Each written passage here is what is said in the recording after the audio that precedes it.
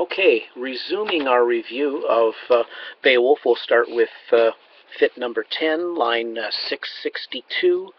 So we left Beowulf taking charge of the hall, so Hrothgar, the king, is leaving. Then Hrothgar, the opening line 662 of Fitts X-XIII.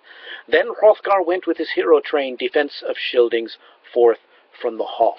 And Beowulf and his men settle in, and while that's happening, Grendel comes from the moor. Through wan night striding came the walker in shadow. And then fit number 11 opens with the threat of Grendel. Tha kom of mora die quam Grendel gongan, godis ira bear. Then from the moorland, oh, no, I gave the wrong half line. Under mist hlevum. Tha kom of mora under mist hlevum, Grendel gongan, godis ira bear. Then came from the moor by the misty crags, with God's wrath laden, that's Gomer's translation, Grendel came. And then he looks in, and he sees all of the Beowulf's men, and he immediately starts slavering. He is a Pavlovian reaction. He's in his mind, he's already devouring his lunch. He spied in hall, this is line 729 or so. He spied in hall the hero band, kin and clansmen clustered asleep, hardy liegemen.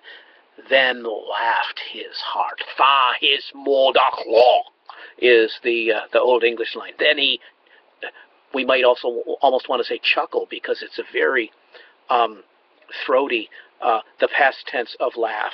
Achloch. So, I mean, laughter is a good thing. We associate that with the joy of the hall that we saw earlier. But this is more of a sinister. He's laughing at the thought of devouring these men. Tha his modachloch. Then he laughed in his mind. Then he laughed in his heart, for the monster was minded die quam, that's the half line I was thinking of before the dawn came, savage to sever the soul of each, life from body, leaf from leche. Line 745, then further he hied, for the hardy hero with hand he grasped. Soon then saw that shepherd of evils that never met in this middle world, in the ways of earth, another wight with heavier hand grip. Okay, it's a complex way of saying that the startling effect that we see with Grendel, because Grendel always is used to grabbing these men and eating them, and for the first time when he grabs for Beowulf. And that's the second thing. I kind of glossed over the first business. While Beowulf is lying there in the dark, Grendel grabs the first man and devours him, and then the second one he reaches for happens to be Beowulf, and this time there is resistance. And that's something that Grendel never experienced. So fit 12 then opens. I'm going to jump down to line 802 or so. No keenest blade, no fairest of falchions fashioned on earth could harm or hurt that hideous fiend, that is Grendel. This is the first we hear about this. He was safe by his spells from sword of battle, from edge of iron. So, in fact, there's a possibility when we read the earlier line about Beowulf saying, oh, I swear I will not use weapons, because Grendel doesn't use weapons. And it's possible for us to read that as bravado, and bravado in the negative sense of vainglory, a foolish overconfidence. Okay, but it's not depicted that way. I don't think we're supposed to feel it that way. And then this line tells us that, in fact, by swearing not to use weapons against Grendel, he, in fact, quite by accident, has come across the only method of defeat that would have worked. If he had used weapons, they wouldn't have worked, because he has a charm against weapons.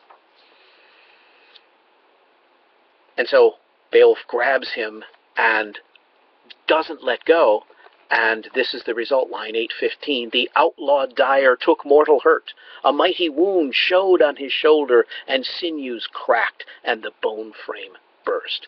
So Beowulf grabs the arm and will not let go, and the monster, in trying to get away, is placing a strain on his shoulder, and of course eventually we know that it will break off there. The valiant Yat, line 830, made good, his vaunt made good. Okay, so now this vaunt, this beot, is the word, that boast, is proven to be quite a proper thing, and in fact a kind of a prophecy. He said, I'm going to do this, and now he makes good on that promise. So that's another way to look at the beot, is in fact a contractual obligation. I have said in public, the idea of the public nature of the beot is not showing off, but in fact making a guarantee in public. The same thing that we do with oaths in modern days. We do them in public. Do you swear to tell the whole truth and nothing but the truth? Do you swear to be true to this woman? Do you take this woman as your wife? Do you take this man as your lawful wedded husband? Making those public proclamations, and it's the same thing with the comitatus oath. We drink the mead, we drink the beer, and with that pledge we say, I pledge to defend Hrothgar, or I pledge to meet this monster without weapons. And then you'd better do it, okay? It's a promise, okay? It's a solemn oath. The valiant Yat his vaunt made good. Then the last 4 lines of that fit. 'Twas proof of this when hardy in fight a hand laid down, arm and shoulder, all indeed Grendel's grip, 'neath the great gabled roof. Okay, so the monster goes away, and Beowulf has this trophy. He throws down the arm that he ripped off of Grendel. So, fit number 13 then is a great rejoicing. People rejoice at the victory, and what constitutes rejoicing? Well, more mead, of course, more feasting, and what goes with a feast? Entertainment. The Shope comes out and sings a song. So the Shope comes out. Shope is the minstrel. Okay, from the verb is sheapon, to create, and so Shope is the one who creates. It's actually the exact same etymology as in Greek. The word topoien, to make, gives us the noun. Someone who makes is called a poet. So, in fact, poet is the same. It's the same concept. So, what about this minstrel? What does he sing about? Well, he sings because immediately when you have a hero in your midst, you immediately begin. The Shope's job is to compose verse praising the great deeds, telling the great deeds of the heroes, and so heroic deeds immediately get turned into lays.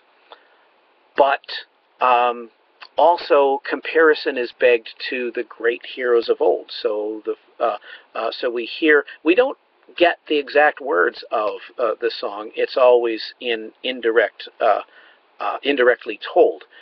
Just as before, the first reference to song in Beowulf is the Sriter Sang Shopus, the clear song of the Shopes about the creation of the world, and that's what drove Grendel crazy.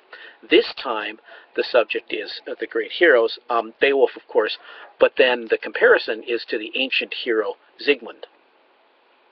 From time to time, a thane of the king, line 867, bound word to word in well-knit rhyme. This warrior soon of Beowulf's quest quite cleverly sang. Okay, so we sing first about Beowulf. And artfully added an excellent tale in well-ranged words of the warlike deeds he had heard in saga of Sigmund. And so we tell the story of Sigmund and his nephew, who also happens to be his son, because there's an unconscious, unknown, just like Oedipus, incest here. Wittela is the son of Sigmund and his sister. And the greatness of Sigmund is that he is the dragon slayer of Germanic mythology. Line 886, for the Dotian combat a dragon killed that herded the horde. Okay, so just like the dragon at the end of Beowulf, this dragon does what Germanic dragons do, and that is they sit on the hordes of other ancient kings. Okay. And then there's a reference to, this is kind of an offhanded reference on line 902, just as we have the positive role model of Sigmund. Beowulf is like Sigmund, or will be like Sigmund. He'll do great deeds,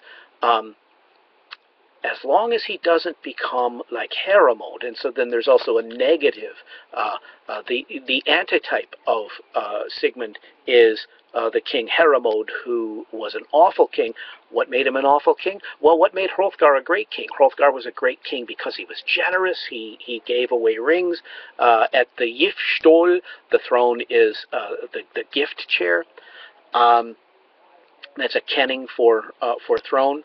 And because that's what you do, that's what a king does. He gives out gifts. But Heremod was stingy, and so therefore people didn't lift a finger for him, and so he ended up in defeat. He grew slack in battle, as we're told in line 903. Okay, well, that takes care of lucky number 13, fit number 13.